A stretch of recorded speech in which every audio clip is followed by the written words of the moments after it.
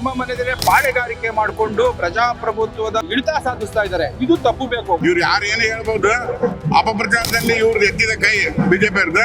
ನಾವು ಗೆಲ್ಲೋದು 100% ಸಿದ್ಧ. ಅವ್ರ ತಾತ ಶಾಸಕರಿದ್ರು, ಅವ್ರ ತಂದೆಯವರು ಉಸ್ತುವಾರಿ ಸಚಿವರಿದ್ದಾರೆ, ಅವ್ರ ತಾಯಿಯವರು ಸಂಸದರಿದ್ದಾರೆ, ಮಗ MLA ಆಗಬೇಕು. ಅಧಿಕಾರ ಇರೋದೆಲ್ಲ ಒಂದೇ ಮನೆಗಿದ್ರೆ ನಾಳೆ ಏನೋ ಸೇವಾ ಮನೋಭಾವ ಹುಟ್ಟುತ್ತೆ, ಅವರಿಗೆ ದೌರ್ಜನ್ಯ ದರ್ಪದ ಮನೋಭಾವ ಹುಟ್ಟುತ್ತೆ. ಅವ್ರ ಪಕ್ಷದಲ್ಲಿ ಕೊಡಬಹುದಿತ್ತಲ್ಲ ಅಲ್ಪಸಂಖ್ಯಾತರಿಗೆ. ನಮ್ಮ ಮನೆ ಕೇಳಿದ್ರೆ ಜನಗಳ ಮನಸ್ಸಿನಲ್ಲಿ ಒಪ್ಪಿಟ್ಟಿದೆ ಈ ಸರಿ ಬದಲಾವಣೆ ತರಲೇಬೇಕು ಅಂತ 100% ಗೆಲ್ತೀವಿ ಅಂತ. ನಾವು ಗೆಲ್ಲೋದು 100% ಸಿದ್ಧ.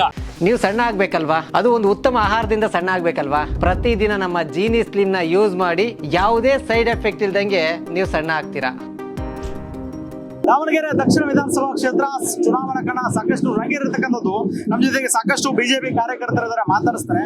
ಅದರ ಈ ಬಾರಿಗೆ ಎಲೆಕ್ಷನ್ ಕಾವು ಹೇಗಿದೆ? ಎಲೆಕ್ಷನ್ ಕಾವು ನೀವೇ ನೋಡ್ತಾ ಇದೀರಿ ಸರ್, ವಾತಾವರಣ ನೀವೇ ನೋಡ್ತಾ ಇದೀರಿ. ಬಿಜೆಪಿ ಬಹಳ ಪೂರಕವಾಗಿದೆ. ಬಿಜೆಪಿ ಗೆಲ್ಲಕ್ಕೆ, ಕಮಲದ ಗುರುತು ಗೆಲ್ಲಕ್ಕೆ ಎಲ್ಲಾ ರೀತಿಯ ಒಂದು ವಾತಾವರಣ ಸೃಷ್ಟಿಯಾಗಿದೆ ಕ್ಷೇತ್ರದಲ್ಲಿ. ಅಂದ್ರೆ ಈ ಬಾರಿ ಏನ್ ಕೇಳ್ಕೊಂಡು ಹೋಗ್ತಾ ಇದೀರಿ ಸರ್ ಮತ ಬೇಟೆಗೆ ತಾವು? ಸರ್, ಬಡವರ ಮಗ ಒಬ್ಬ ಎಲೆಕ್ಷನ್ ನಿಂತಾನೆ. ಆತ ಮೊದ್ಲಿಂದ ಸೇವೆ ಕಾರ್ಯ ಬಿಟ್ರೆ ಏನು ಗೊತ್ತಿಲ್ಲ ಅವನಿಗೆ.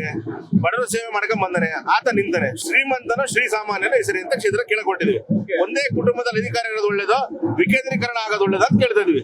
ದಾವಣಗೆರೆ ದಕ್ಷಿಣ ವಿಧಾನಸಭಾ ಕ್ಷೇತ್ರದ ಬದಲಾವಣೆ ಬಯಸ್ತಾ ಇದ್ದಾರೆ ಈ ಬಾರಿಗೆ? ಸರ್, 100ಕ್ಕೆ 100% ಜನಗಳ ಮನಸ್ಸಿನಲ್ಲಿ ಒಪ್ಪಿಟ್ಟಿದೆ ಈ ಸರಿ ಬದಲಾವಣೆ ತರಲೇಬೇಕು ಅಂತ. ಅದೇ ಒಂದು ಗ್ಯಾರಂಟಿ ಮೇಲೆ ನಾವು ಹೇಳಿದ್ರೆ 100% ನಾವು ಗೆಲ್ತೀವಿ ಅಂತ ಜನಸಾಮಾನ್ಯರಲ್ಲಿ ಅಭಿಪ್ರಾಯ ಮೂಡಿದೆ. ನಾವೇನು ಹೇಳ್ಬೇಕಾಗಿಲ್ಲ ಅವ್ರಿಗೆ ಹೋಗಿ. ಸಮರ್ಥ ಅವರು ಈ ಬಾರಿಗೆ ಅಂದ್ರೆ ಅವರು ಯುವಕರಲ್ವಾ ಸರ್? ಯುವಕರು, ನಾವು ಯುವಕರು ಸರ್.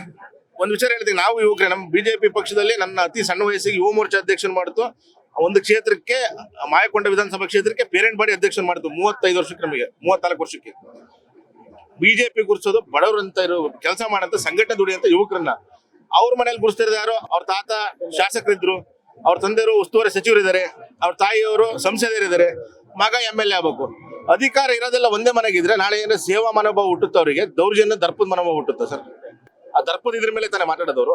ಈ ಬಾರಿ ದುಡ್ಡು ಎಲ್ಲ ವರ್ಕ್ ಆಗಲ್ಲ ಈ ಬಾರಿಗೆ ಸರ್. ಈಗ ನೋಡಿ ಸರ್, ಹಣ ಎಲ್ಲಾ ಸಂದರ್ಭದಲ್ಲೂ ವರ್ಕ್ ಆಗುತ್ತೆ ಅಂತ ನಾನು ಹೇಳಲ್ಲ. ಯಾಕೆ ಹೇಳ್ತೀನಿ ಅಂದ್ರೆ, ಮೋಸ ಅನ್ನೋ ಒಂದು ವಿಚಾರ ಬಂದಾಗ ಮೋಸದ ಮುಂದೆ ಹಣ ಯಾವತ್ತು ಓಡಲ್ಲ ಸರ್. ಮೋಸ ಮಾಡಿರೋದಷ್ಟೇ ತಲೆಗಿರುತ್ತೆ.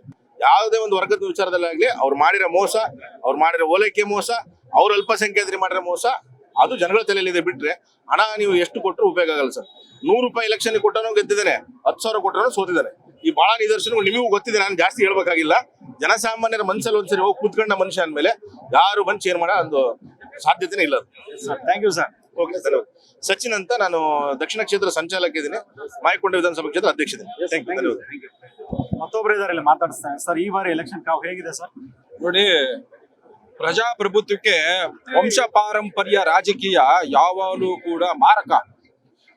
ಇದು ಏನಾಗಿದೆ ಅಂತಂದ್ರೆ, ಪ್ರಜಾಪ್ರಭುತ್ವದಲ್ಲಿ ರಾಜ, ಮಹಾರಾಜ, ರಾಜ, ಯುವರಾಜ, ಮರಿರಾಜ, ಚೋಟ್ ರಾಜ ಇವೆಲ್ಲ ಇದ್ದಂಥದ್ದು ಆಗೋಯ್ತು. ಅದೆಲ್ಲ ಕಾಲ ಮುಗಿದು ಪ್ರಜಾಪ್ರಭುತ್ವ ಬಂದಿದೆ, ಅದು ಅಂತ್ಯ ಆಗೋಯ್ತು. ಆದ್ರೆ ಮರುಕಳಿಸ್ದಂಗೆ ಕೆಲವಾರು ಪ್ರಜಾಪ್ರಭುತ್ವದಲ್ಲಿ ತಮ್ಮ ಮನೆಯಲ್ಲೇ ಪಾಳೆಗಾರಿಕೆ ಮಾಡಿಕೊಂಡು ಪ್ರಜಾಪ್ರಭುತ್ವದ ಹಿಡಿತ ಸಾಧಿಸ್ತಾ ಇದ್ದಾರೆ. ಇದು ತಪ್ಪು ಬೇಕು.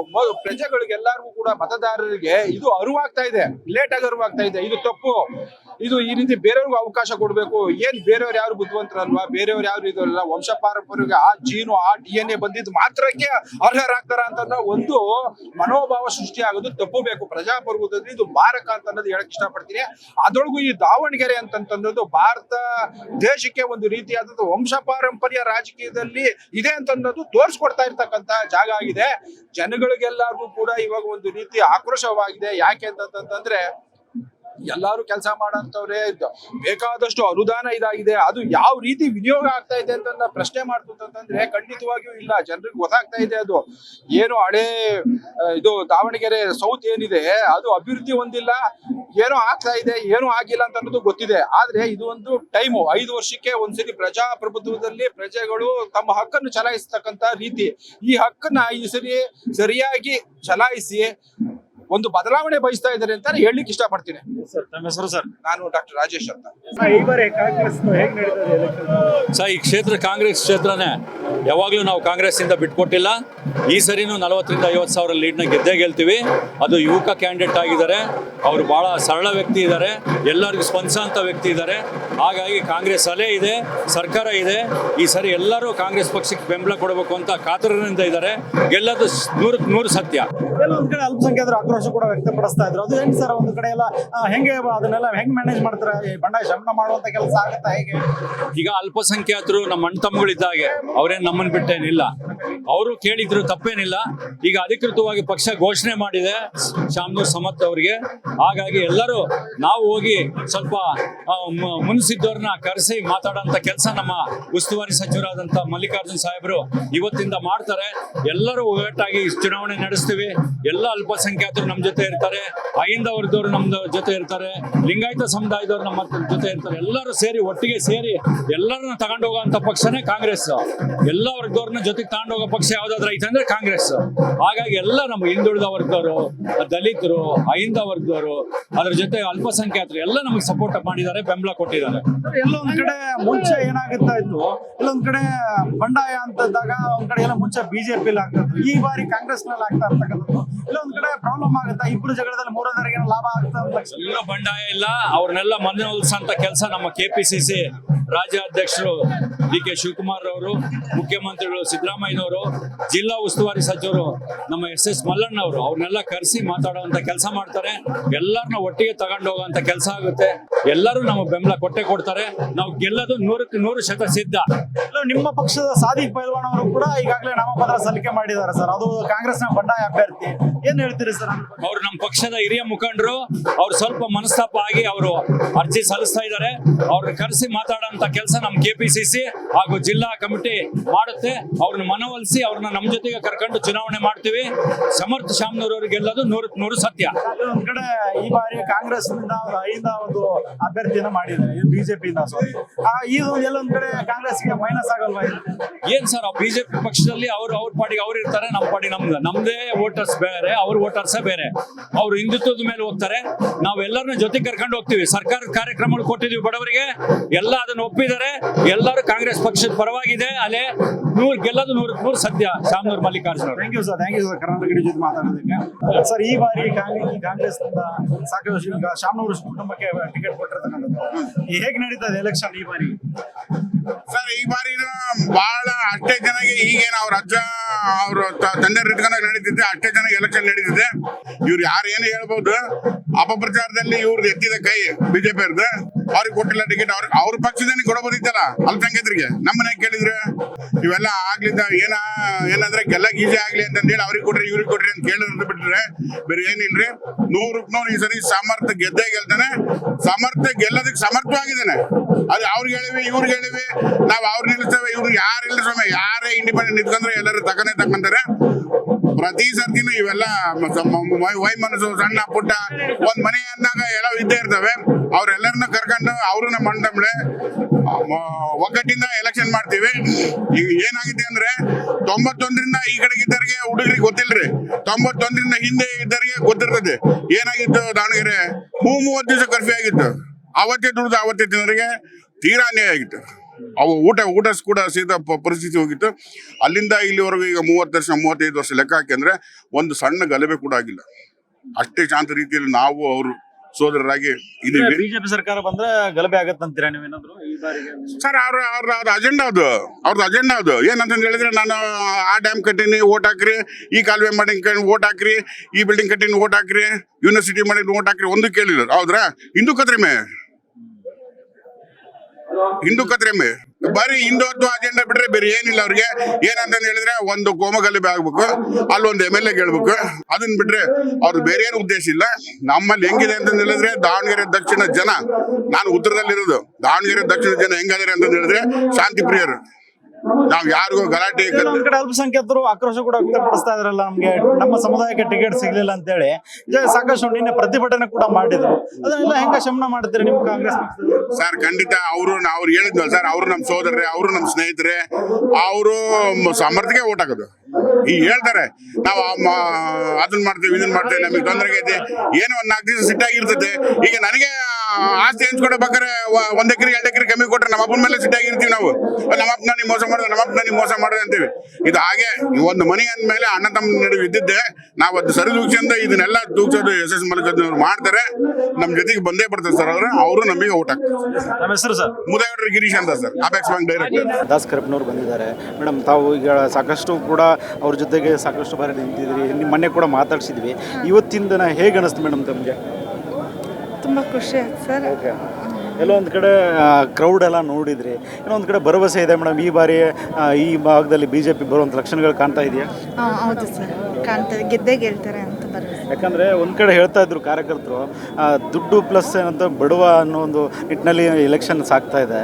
ಎಲ್ಲೋ ಒಂದು ಕಡೆ ಸಾಕಷ್ಟು ನಿರೀಕ್ಷೆಗಳಿದೆ. ದಾಸ್ ಕರಪ್ನವರು ಬಂದರೆ ಯಾವ ರೀತಿ ಒಳ್ಳೇದು ಮಾಡಿದ್ರೆ ಈ ರೀತಿ ಖಂಡಿತ ಆ ರೀತಿ ಆಗುತ್ತೆ ಅಂತೀರ ಮೇಡಮ್? ಹಾಂ ಸರ್, ಆಗುತ್ತೆ. ಓಕೆ, ಬಡವರಿಗೆ ಒಳ್ಳೇದು ಮಾಡ್ತಾರೆ ಸರ್ ಜನರಿಗೆ.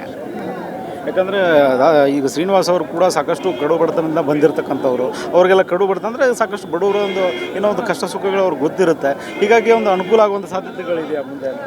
ಹಾಂ ಎಸ್ ಮೇಡಮ್, ಎಸ್. ಇನ್ನು ಮತ್ತೊಬ್ಬರು ಅವ್ರ ಪಕ್ಕದಲ್ಲಿದ್ದಾರೆ, ಅವ್ರು ಮಾತಾಡ್ಸಿ. ಮೇಡಮ್, ಹೇಗೆ ನಡೀತದೆ ಎಲೆಕ್ಷನ್? ತುಂಬ ಚೆನ್ನಾಗಾಯಿತು. ಕ್ರೌಡ್ ಎಲ್ಲ ನೋಡಿ ತುಂಬ ಖುಷಿ ಆಯಿತು. ಅವ್ನ ಮನೆ ಮಗ, ಎಲ್ಲರೂ ಗೆಲ್ಲಿಸ್ರಿ, ಪ್ರತಿಯೊಬ್ಬರು ಓಟ್ ಹಾಕ್ರಿ. ಅವನಿಂದ ದಾವಣಗೆರೆ BJP ಒಂದು ಸ್ಟ್ಯಾಂಡ್ ಅವಕಾಶ ಕೊಡಿ, ಎಲ್ಲರೂ ರಿಕ್ವೆಸ್ಟ್ ಮಾಡ್ಕೊತಿದ್ದೀನಿ. ಅವನು ಬಂದರೆ ಬಡವ್ರಿಗೆಲ್ಲ ಹೆಲ್ಪ್ ಆಗುತ್ತೆ. ಈ ಬಾರಿ ಬದಲಾವಣೆ ಆಗುತ್ತಂದ್ರೆ? ಆಗುತ್ತೆ, 100% ಆಗುತ್ತೆ. ಆ ನಂಬಿಕೆ ನನಗಿದೆ. ಅವ್ನು ಗೆದ್ದೇ ಗೆಲ್ತಾನೆ ಅನ್ನೋ ನಂಬಿಕೆ ನನಗಿದೆ. ನಮ್ಮ ಹೆಸರು madam? Rekha Ramesh. Thank you madam, thank you. ಹೇಗಿದೆ ಸರ್ ಈ ಬಾರಿ ಎಲೆಕ್ಷನ್? ಈ ಬಾರಿ ಮೊಟ್ಟ ಮೊದಲ ಬಾರಿಗೆ ಕಮಲ ಅರಳುತ್ತೆ. ದಾವಣಗೆರೆ ದಕ್ಷಿಣದಲ್ಲಿ ಈ ಬಾರಿ ಏನೋ ಬದಲಾವಣೆ ಬಯಸ್ತಾ ಇದ್ದಾರೆ ಸರ್ ಜನ, ಬದಲಾವಣೆಯನ್ನು ಬಯಸ್ತಾ ಇದ್ದಾರೆ. ಇವತ್ತು ಮೆರವಣಿಗೆ ಮತ್ತು ಜನರ ಪ್ರತಿಕ್ರಿಯೆಯನ್ನು ನೋಡಿದಾಗ BJP 100ಕ್ಕೆ 100 ಗೆಲ್ತದೆ. ಅಂದರೆ ಎಲ್ಲೊಂದು ಕಡೆ ಅಲ್ಪಸಂಖ್ಯಾತರು ಬಂಡಾಯ ಎದುರೋದ್ರಿಂದ ಇಲ್ಲೊಂದು ಕಡೆ BJPಗೆ ಪ್ಲಸ್ ಆಗುವಂಥ ಸಾಧ್ಯತೆಗಳು ಸರ್. ಒಟ್ಟು BJP ಗೆಲ್ತದಪ್ಪ. Yes sir, thank you sir. Sir, ಹೇಗೆ ನಡೀತದೆ ಸರ್ ಎಲೆಕ್ಷನ್ ಈ ಬಾರಿಗೆ? ತುಂಬ ಒಳ್ಳೆ ವಾತಾವರಣ ಇದೆ, ಉತ್ಸಾಹದ ವಾತಾವರಣ ಇದೆ. ನೀವು ನೋಡ್ತಾ ಇದ್ದೀರಾ. ವಿಶೇಷವಾಗಿ ಈ ಸಾರಿ ದಕ್ಷಿಣ ಕ್ಷೇತ್ರದ ಮತದಾರ ಬಂಧುಗಳಿಗೇ ಒಂದು ಬದಲಾವಣೆ ತರಬೇಕು ಅನ್ನೋಂಥ ಭಾವನೆ ಇದೆ ಅನ್ನೋದು ವ್ಯಕ್ತ ಆಗ್ತಾ ಇದೆ. ನಿಶ್ಚಿತವಾಗಿ ನಮ್ಮ ಅಭ್ಯರ್ಥಿ ಗೆಲ್ತಾರೆ ಅನ್ನೋ ವಿಶ್ವಾಸ ಇದೆ. ಅಂದರೆ ಎಲ್ಲೋ ಒಂದು ಕಡೆ ಸರ್, ಈಗ ಇಬ್ಬರ ಜಗಳ ಮೂರೋದು ಲಾಭ ಅನ್ನೋ ಹಾಗೆ ಇಲ್ಲ ಅಲ್ಪಸಂಖ್ಯಾತರ ಒಂದು ಆಕ್ರೋಶ ಏನೋ ಒಂದು ಕಡೆ BJPಗೆ ಪ್ಲಸ್ ಆಗುವಂಥ ಸಾಧ್ಯತೆ ಸರ್? ಪ್ರಶ್ನೆ ಇರೋದಿಲ್ಲ ನಮಗೆ. ನಾವು ಪ್ರತಿಪಕ್ಷದವರಿಗೆ ಏನು ವ್ಯತ್ಯಾಸ ಆಗುತ್ತೆ, ಯಾರ್ದು ಅನುಕೂಲ ಆಗುತ್ತೆ ಅಥವಾ ಯಾರ್ದು ಅವ್ರ ಮೇಲೆ ಆಕ್ರೋಶ ಇದೆ ಅನ್ನೋದಕ್ಕಿಂತ ಹೆಚ್ಚಿಗೆ BJP ಪರವಾದಂಥ, ನಮ್ಮ ಅಭ್ಯರ್ಥಿ ಪರವಾದಂಥ ಒಂದು ವಿಶೇಷವಾಗಿ ಪ್ರಧಾನಿ ಮೋದಿಯವರು ಮಾಡಿರ್ತಕ್ಕಂಥ ಕಾರ್ಯಗಳು ನಮ್ಮಲ್ಲಿ ಯಾವುದೇ ಒಂದು ಅಲ್ಪಸಂಖ್ಯಾತರನ್ನು ವಿರೋಧ ಮಾಡದಲ್ಲೇ, ಆದರೆ ಅದೇ ರೀತಿ ತುಷ್ಟೀಕರಣನೂ ಮಾಡಿದರೆ ಎಲ್ಲರೂ ಒಟ್ಟಾಗಿ ಒಂದಾಗಿರಬೇಕು. ಸಬ್ಕಾ ಸಾಥ್ ಸಬ್ಕಾ ವಿಕಾಸ್ ಅನ್ನೋದೇನಿದೆಯಲ್ಲ, ಆ ಧ್ಯೇಯವನ್ನು ಎಲ್ಲರೂ ಒಪ್ಕೊಳ್ತಾ ಇದ್ದಾರೆ. ಹಾಗಾಗಿ ನಾವು ಗೆಲ್ತೀವಿ ಅನ್ನೋ ವಿಶ್ವಾಸ ಇದೆ. ಈ ಬಾರಿ ದಾವಣಗೆರೆ ದಕ್ಷಿಣ ವಿಧಾನಸಭೆ BJP ಅಲ್ಲೇ ಇದೆ ಅಂತಿದ್ದೀರಾ? ನಿಶ್ಚಿತವಾಗಿ ನೀವು ನೋಡಿದ್ರೆ ಕಾಣ್ತದೆ ನಿಮಗೆ. ವಿಶೇಷವಾಗಿ ಯುವಕರು, ನಮಗೆ ಇವತ್ತಿನ ದಿವಸ ಶಕ್ತಿ ಅಂದರೆ ಯುವ ಶಕ್ತಿ, ಮಹಿಳೆಯರು, ಹಿಂದುಳಿದ ವರ್ಗದವರು ಎಲ್ಲರೂ ಕೂಡ ಇವತ್ತಿನ ದಿವಸ ಭಾರತೀಯ ಜನತಾ ಪಾರ್ಟಿಗೆ ಸಕಾರಾತ್ಮಕವಾಗಿ ಸ್ಪಂದಿಸ್ತಾ ಇದ್ದಾರೆ. ಮತ್ತು ನಮ್ಮ ಅಭ್ಯರ್ಥಿಯ ಬಗ್ಗೆ ಒಂದು ಬಹಳ ಬೈ ಆ್ಯಂಡ್ ಲಾರ್ಜ್ ಪಕ್ಷ ಎಲ್ಲ ವರ್ಗಗಳಲ್ಲೂ ಕೂಡ ಒಂದು ಅಭಿಪ್ರಾಯ ಇರೋದು ಅಂತ ಹೇಳಿದರೆ, ಅವರು ಸಹಜವಾಗಿ ಸರಳವಾಗಿ ಎಲ್ಲರಿಗೂ ಸಿಗ್ತಕ್ಕಂಥ ಅಭ್ಯರ್ಥಿ. ಮನೆಗೆ ಹೋಗಿ ನಾವು ಮಾತಾಡಿಸ್ಬೋದು ಅವ್ರನ್ನ ಅನ್ನೋಂಥ ಭಾವನೆ ಇದೆ. ಅದು ನಮಗೆ ಶಕ್ತಿ ಅಂತ ಅನಿಸುತ್ತೆ ಸರ್. ಈ ಬಾರಿ ಶತಾಯಗತಾಯ ಅಂದರೆ ಈ ಬಾರಿಗೆ ದಾವಣಗೆರೆ ದಕ್ಷಿಣ ವಿಧಾನಸಭೆ BJP ಪತಾಕೆ ಹಾರುತ್ತೆ ಅಂತೀರಿ?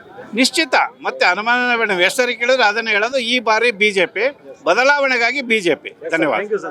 ಚುನಾವಣೆ ಬಹಳ ಉತ್ಸಾಹದಿಂದ ನಡೀತಾ ಇದೆ. ಯುವಕರು ಬಹಳ ಉತ್ಸಾಹದಿಂದ BJP ಜೊತೆಗೆ ಇವತ್ತು ಕೆಲಸ ಮಾಡ್ತಾ ಇದ್ದಾರೆ. ಎಲ್ಲೊಂದು ಕಡೆ ಕಾಂಗ್ರೆಸ್ನ ಬಂಡಾಯ ಅಭ್ಯರ್ಥಿಗಳು ಸಾಕಷ್ಟು ಆಗ್ತಿರ್ತಕ್ಕಂಥದ್ದು, ಅದೊಂದೆಲ್ಲ ಕಡೆ BJPಗೆ ಪ್ಲಸ್ ಆಗುವಂಥ ಸಾಧ್ಯತೆ ಸರ್? ಇಲ್ಲ, ಅವ್ರದ್ದು ಅಂತ ಹೇಳೋದಕ್ಕಿಂತ ಭಾರತೀಯ ಜನತಾ ಪಕ್ಷ ಸಂಬಂಧಪಟ್ಟಂಗೆ ವಿಶೇಷವಾದ ಒಲವು ಈ ಸರಿ ಮತದಾರಲ್ಲಿದೆ. ಹಂಗಾಗಿ ಶ್ರೀನಿವಾಸ್ ದಾರ್ಕಪ್ಪ ಈ ಚುನಾವಣೆಯಲ್ಲಿ ಗೆಲ್ತಾರೆ ಅಂತಕ್ಕಂಥ ಒಂದು ನಂಬಿಕೆ. Thank you sir, thank you. ಈ ಬಾರಿ ಶ್ರೀನಿವಾಸ್ ಅವ್ರು ಗೆಲ್ಲೋದಂತ ಖಚಿತ. ಯಾಕೆಂದರೆ ಕಳೆದ ಬಾರಿ ಏನು ಬಂದಿರೋದಕ್ಕಿಂತ ಈ ಸಲ ಏನೋ ಒಂದು 25-30 ಸಾವಿರ ಓಟ್ನಿಂದ ಲೀಡ್ನಾಗ ಗೆಲ್ತಾರೆ ಅನ್ನೋದು ನನಗೆ ವಿಶ್ವಾಸ ಇದೆ. ಯಾಕೆ ಅವರು ಅಂತ ಒಳ್ಳೆ ಕೆಲಸ ಮಾಡೋರು ಯಾರಿಲ್ಲ. ಪ್ರತಿಯೊಂದು ಯಾವುದಾಗಲಿ ಗಣಪತಿ ಹಬ್ಬ ಅಂತ ಬಂತಂತಂದರೆ ದಾನ ಧರ್ಮ ಮಾಡೋದ್ರಲ್ಲ ಏಕೈಕ ವ್ಯಕ್ತಿ ಅಂದರೆ ದಾಸ್ ಕರಪ್ಪ ಶ್ರೀನಿವಾಸರೊಬ್ಬರೇ.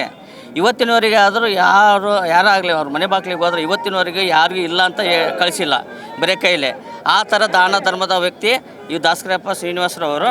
ಈ ಸಲ ಭಾರಿ ಬಹುಮತದಿಂದ ಗೆಲ್ತಾರೆ ಅನ್ನೋದು ನಮಗೆ ಭಾಳ ವಿಶ್ವಾಸ ಇದೆ. ಎಷ್ಟು ಅಂತರದಿಂದ ಗೆಲ್ತಾರೆ? ಕನಿಷ್ಠ ಅಂದರೆ ಒಂದು 50,000 ಅಂತರದಿಂದ ಗೆಲ್ಬೋದು ಅಂತಂದು ನನಗೆ ಇದೆ. ಯಾಕಂದರೆ ಈಗಿನ ವಾತಾವರಣ, ನಾವು ಕಾಂಗ್ರೆಸ್ಸಲ್ಲಿದ್ದಾರೆ ಬಿಟ್ಟು ಬಂದು ಈ ಸಲ BJP ಬಂದಿದ್ದೀವಿ. ಯಾಕೆ ಕಾರಣ ಅಂತಂದ್ರೆ ಆತನ ವ್ಯಕ್ತಿತ್ವ ನೋಡ್ಕೊಂಡು ನಾವು ಬಂದಿರತಕ್ಕಂಥ ವ್ಯಕ್ತಿ ನಾವು. ಹಂಗೆ ತಿಪ್ಪೇಸ್ವಾಮಿ ಗ್ರಾಮ ಪಂಚಾಯತಿ ಸದಸ್ಯರು ಬೆಳವನೂರು. Thank you sir. ನೀವು ಸಣ್ಣ ಆಗ್ಬೇಕಲ್ವಾ? ಅದು ಒಂದು ಉತ್ತಮ ಆಹಾರದಿಂದ ಸಣ್ಣ ಆಗ್ಬೇಕಲ್ವಾ? ಪ್ರತಿದಿನ ನಮ್ಮ ಜೀನಿ ಸ್ಲಿಮ್ ನ ಯೂಸ್ ಮಾಡಿ ಯಾವುದೇ ಸೈಡ್ ಎಫೆಕ್ಟ್ ಇಲ್ದಂಗೆ ನೀವು ಸಣ್ಣ ಆಗ್ತೀರಾ.